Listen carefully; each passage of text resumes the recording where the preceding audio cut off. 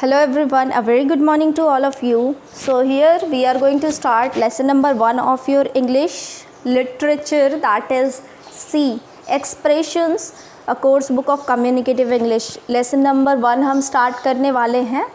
ठीक है. Lesson number 1 क्या है? Essence of etiquette. Etiquette की महक, essence का मतलब होता है smell. गुड स्मेल को हम एसेंस कहते हैं.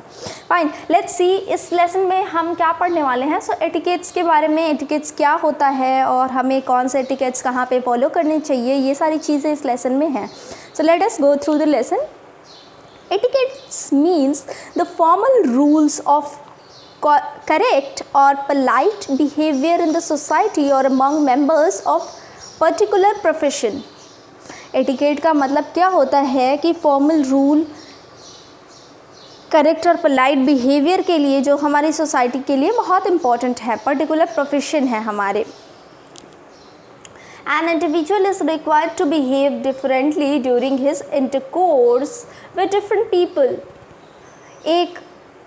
एक आदमी या एक व्यक्ति को ऐसा बिहेव करना चाहिए, means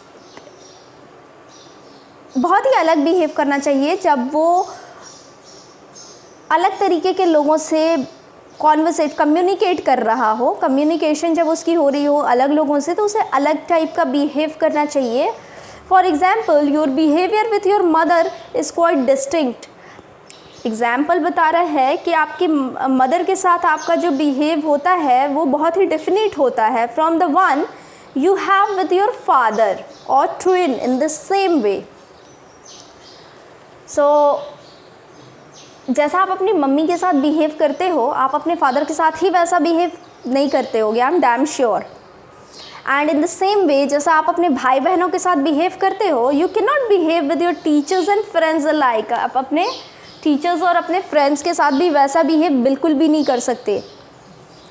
not only people, your behaviour has to be different under different situations. सिर्फ लोगों के साथ ही नहीं, आपका बिहेवियर जो है वो अलग सिचुएशंस में भी अलग अलग होना चाहिए. जैसे कौन से सिचुएशन में कैसा बिहेव करना है ये आपको पता होना चाहिए. When you win a match you will behave differently from the situation when you lose one. जब आप कोई भी मैच जीतते हो तो आपकी बिहेव अलग होती है इन कंपैरिजन टू जब आप वो मैच हार जाते हो तब की कंपैरिजन में. सही है ना. जब आप मैच जीत जाते हो तो आप बहुत खुश होते हो, लेकिन जब आप मैच हारते हो तो आप सैड होते हो, आपकी बिहेव अलग हो जाती है.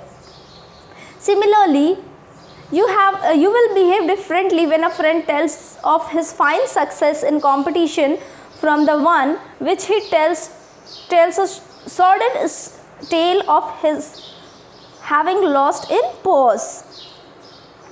जैसे कि in the same way, अगर आपका फ्रेंड आपको एक अच्छी बात बताता है, एक खुशी वाली बात बताता है कि उसने कंपटीशन में अच्छा मतलब वो किया है, स्कोर किया है, तो आप खुश होते हो अपने फ्रेंड के लिए.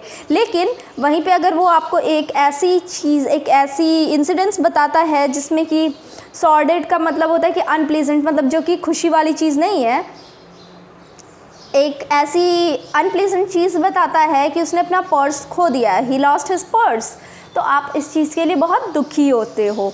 When it comes to interaction between people, there is either welcome or repulsion. जब अगर बात आती है लोगों के बीच में इंटरैक्शन की, तो या तो आप उनको वेलकम करते हो या तो उनको हेट करते हो.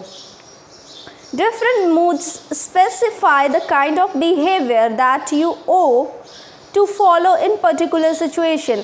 अब जैसा कि आप मान लो किसी को अगर आप हेट करते हो तो आप उसे कहीं भी देखते हो तो आपको लगता है कि नहीं, I will not talk to that person. लेकिन अगर वही आपका फ्रेंड होगा, अगर आप उस पर्सन को बहुत लाइक करते होंगे, तो आप जब भी उससे मिलते होंगे तो आपको खुशी होती होगी. You welcome that person.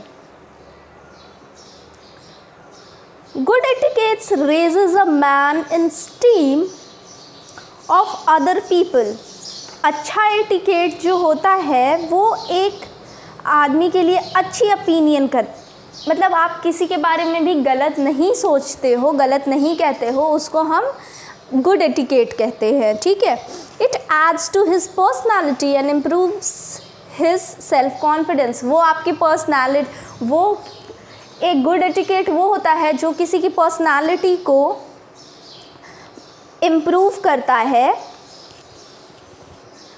और उसकी सेल्फ कॉन्फिडेंस को भी इम्प्रूव करता है, ठीक है। Language is an important means of displaying good etiquette. Language जो है, आपकी जो भाषा है, वो एक गुड एटिकेट को शो करने की सबसे अच्छी वो है, क्या कहते हैं, मीन्स है। कहने का मतलब है कि आप अपनी लैंग्वेज से, आप किसी की किसी से अगर आप बात कर रहे हो, अगर आप उससे अच्छे से बात करते हो तो that shows a respect to that person.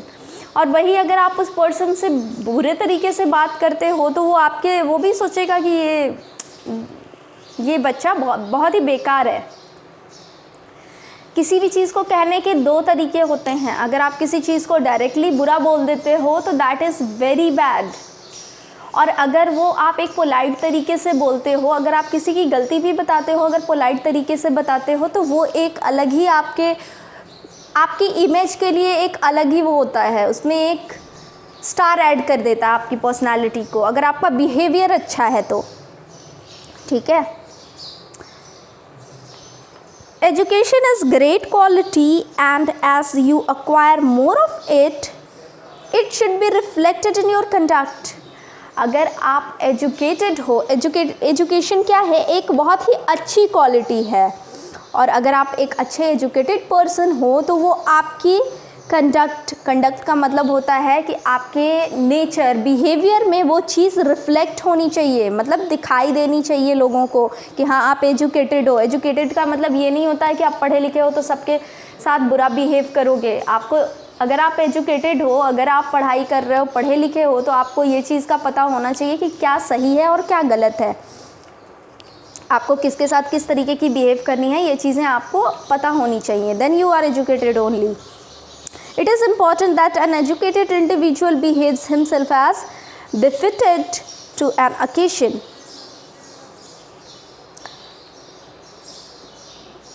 तो एक एजुकेटेड इंडिविजुअल जो है वो इस तरीके से बिहेव करता है कि मैं हर जगह पे फिट हो सकता हूँ, ठीक है। बिफिटेड का मतलब सूटेबल, वो हर ओकेशन पे सूटेबल होता है person. Such behavior will be linked and welcomed by the person you are interacting with, as well as will be generally accepted and appreciated by those who watch or hear it. अगर आप किसी के साथ अच्छा behave करते हो तो वो लोग भी आपको दिल से वेलकम करते हैं और आपके आने से खुश होते हैं। लेकिन इन द सेम वे अगर आप किसी से बैड बिहेव करते हो तो they will not be happy in your presence. आपके आने पे कोई खुश नहीं होगा। Etiquette should be so assimilated in your conduct as it becomes an inseparable part of your personality. It should be, etiquette जो है ये आपके कंडक्ट को एक्सेप्ट करना चाहिए और जैसे आपकी पर्सनालिटी में etiquette को शो होना चाहिए। It should be as intimate to an individual as in his innate behavior। आपके बिहेवियर में innate behavior वो होती है जो आपके इनबॉर्न क्वालिटीज़ होती हैं। जैसे कि आप किसी के साथ मतलब कोई आपसे रफ़ तरीके से भी बात करता है, आप उस रिप्लाई में आप उससे बुरे तरीके से बात नहीं करते हो, आप उससे लड़ाई नहीं करते हो, रिप्लाई में आप उससे अच्छा ही बिहेव करते हो, तो ये आपकी इनबॉर्न क्वालिटी होगी, innate behavior है ये आपकी। It cannot be changed।